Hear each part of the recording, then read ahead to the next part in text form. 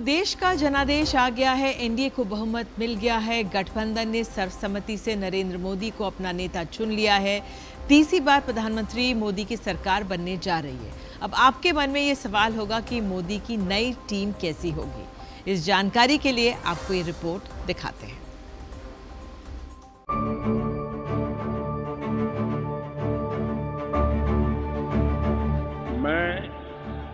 नरेंद्र दामोदर दास मोदी ईश्वर की शपथ लेता हूं कि मैं विधि द्वारा स्थापित 8 जून की तारीख आजाद भारत के इतिहास में बहुत खास होने वाली है। देश के प्रथम प्रधानमंत्री जवाहरलाल नेहरू के बाद नरेंद्र मोदी ऐसे पहले पीएम होंगे जो लगातार तीसरी बार प्रधानमंत्री बनेंगे। सूत्रों के मुताबिक 8 जून को नई सरकार का शपथ ग्रहण हो सकता है। जाहिर है अब आप ये भी जानना चाहते होंगे कि प्रधानमंत्री मोदी की नई टीम कैसी होगी, इसमें किन पुराने मंत्रियों को शामिल किया जाएगा। आप ये भी जानना चाहेंगे कि नई कैबिनेट में नए चेहरे होंगे या फिर नहीं। लेकिन उसके पहले आपको बताते हैं कि आज क्या हुआ। बुधवार सुबह प्रधानमंत्री आवास पर मोदी सरकार के दूसरे कार्यकाल की आखिरी कैबिनेट मीटिंग हुई। इस बैठक में 17वीं लोकसभा को भंग करने के लिए एक औपचारिक प्रस्ताव पारित किया गया। इस मौके पर प्रधानमंत्री मोदी ने अपनी टीम के साथ चुनाव परिणामों और सरकार के कार्यकाल को लेकर भी बात की। प्रधानमंत्री ने अपनी टीम से कहा कि हमने 10 साल अच्छा काम किया और आगे भी करेंगे। पीएम मोदी ने कहा कि हार और जीत राजनीति का हिस्सा है। नंबर गेम चलता रहता है। आप सभी ने अच्छी तरह से काम किया है, बहुत मेहनत की है। प्रधानमंत्री ने मुस्कुराते हुए सभी मंत्रियों का हौसला बढ़ाया और सबको धन्यवाद दिया। कैबिनेट की आखिरी बैठक के बाद प्रधानमंत्री नरेंद्र मोदी अपना इस्तीफा देने के लिए राष्ट्रपति भवन चले गए। यहाँ पर उन्होंने राष्ट्रपति को अपना और अपनी पूरी मंत्रिपरिषद का इस्तीफा सौंप दिया।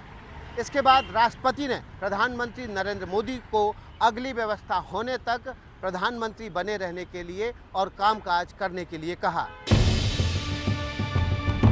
आइए अब आपको बताते हैं कि मोदी की नई टीम का चेहरा कैसा होगा। सूत्रों के मुताबिक चुनाव में जीते हुए सभी मंत्री फिर से मंत्री बनाए जा सकते हैं। इस आधार पर अमित शाह, राजनाथ सिंह, नितिन गडकरी, पीयूष गोयल, गजेंद्र सिंह शेखावत, भूपेंद्र यादव जैसे चेहरे आपको फिर से टीम मोदी में अपनी जिम्मेदारी निभाते हुए दिखेंगे।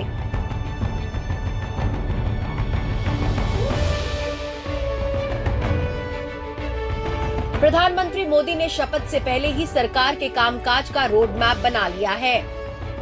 नतीजों के बाद उन्होंने अपने भाषण में भी इस ओर इशारा किया। 10 वर्ष पहले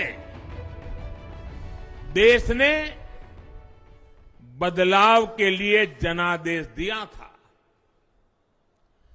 तब देश ने हमें, क्योंकि वो समय था देश निराशा की गर्त में डूब चुका था, ऐसे समय देश ने हमें निराशा के गहरे सागर से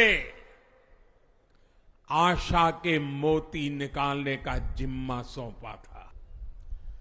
10 साल के बाद लगातार तीसरी बार जनता जनार्दन का प्यार, उनका आशीर्वाद हमारा हौसला बढ़ाता है।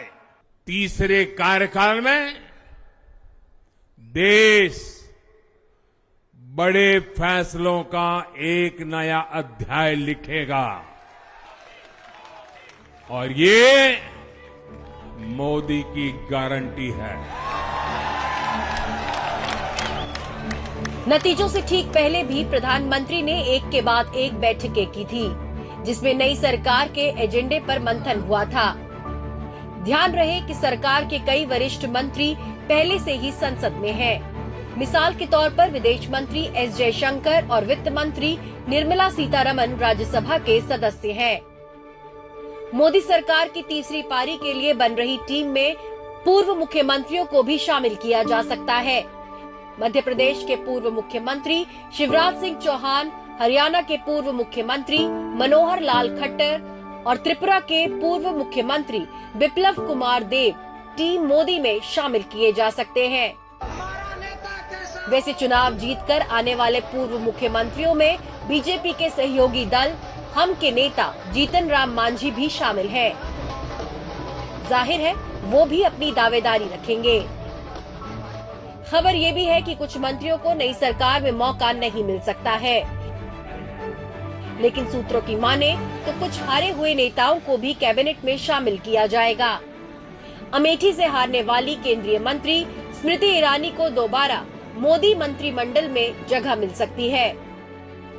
नियम के मुताबिक सरकार के मंत्रिपरिषद में लोकसभा के सदस्यों की कुल संख्या के 15% तक मंत्री हो सकते हैं, यानी प्रधानमंत्री के अलावा उनकी टीम में 78 मंत्री शामिल किए जा सकते हैं। Bureau report, NDTV India.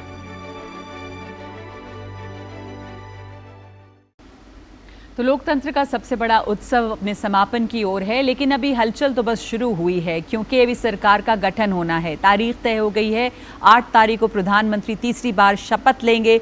लेकिन ये जो हलचल का केंद्र दिल्ली बना हुआ है, इसकी धमक पूरे देश में सुनाई दे रही है और देश के अलग अलग हिस्सों से नेताओं का दिल्ली आने का सिलसिला जारी है, क्योंकि सवाल जो है वो कैबिनेट में मंत्री पद का भी है।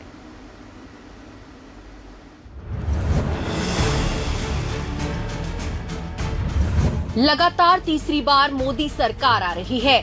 पटना में पोस्टर लग गए हैं। डबल इंजन की सरकार के लिए प्रधानमंत्री मोदी और मुख्यमंत्री नीतीश कुमार को बधाई दी जा रही है।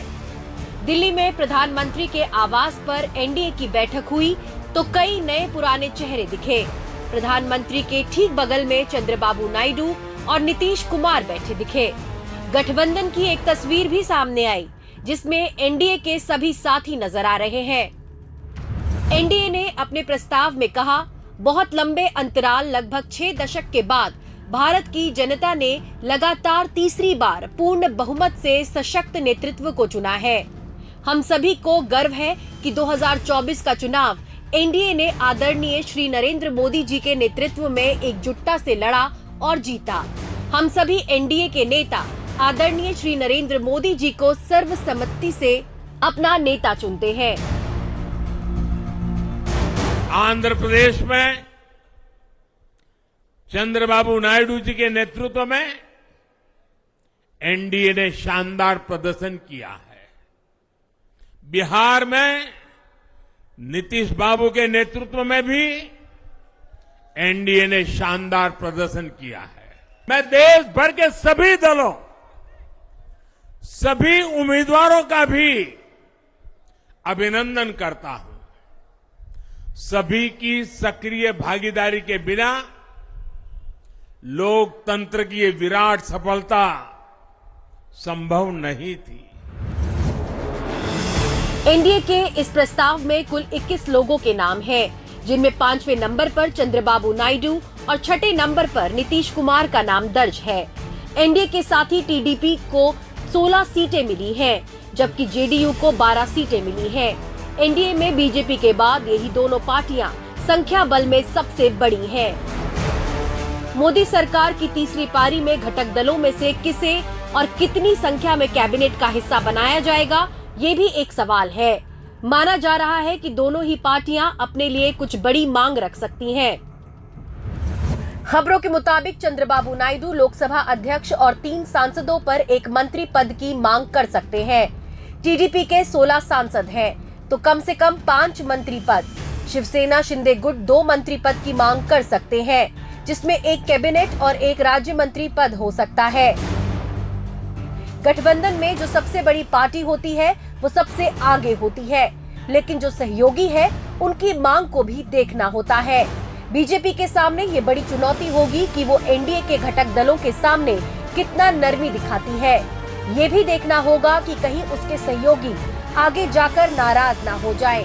हालांकि एनडीए के सभी घटक दल इस समय पूरी तरह से एकजुटता दिखा रहे हैं। किसी को कोई ऑफर नहीं मिल रहा है और एनडीए गठबंधन एकजुट है। इस बात को आप लोग लिख लीजिए। अब वो दिन दूर नहीं जब मेरे प्रधानमंत्री नरेंद्र मोदी जी के नेतृत्व में एनडीए का हर एक घटक दल मजबूती से हम लोग सरकार बनाएंगे। शपथ लेने की तैयारी है और ये सरकार मजबूती से अगले 5 साल मेरे प्रधानमंत्री जी के नेतृत्व में चलेगी। खबरों के मुताबिक कल शाम को मुख्य चुनाव आयुक्त और अन्य चुनाव आयुक्त राष्ट्रपति से मिलकर उन्हें नव निर्वाचित सदस्यों की सूची सौंपेंगे। उसी के बाद सरकार गठन की प्रक्रिया शुरू होगी। Bureau report, NDTV India.